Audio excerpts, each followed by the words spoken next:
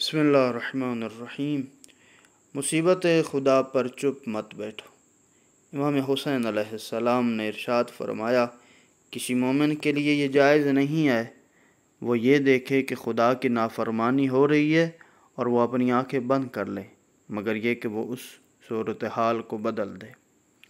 مختصر وضاحت: ہر مومن کا بطور ایک مسلمان یہ فریضہ ہے کہ اگر وہ دیکھے کہ معاشرے میں کوئی برائی رواج پا رہی ہے اور اللہ کی نافرمانی عام ہو رہی ہے تو وہ اسے روکے۔ معاشرے میں برائیوں کا عام ہو جانا اور لوگوں کا اس کی نسبت بے توجہ ہونا مردہ ضمیر کی دلیل ہے، کیونکہ زندہ دل لوگ معاشرے کو کبھی بھی برائیوں کا مرکز نہیں بننے دیتے۔ ہر شخص معاشرے کی نسبت ذمہ دار ہے کہ معاشرے میں اچھائی کو عام کرے اور برائیوں کو پھیلنے سے روکے، کیونکہ وہ بھی اسی معاشرے کی ایک فرد ہے۔ وہ ایک مسلمان ہونے کے ناطے اس کی یہ شرعی ذمہ داری ہے۔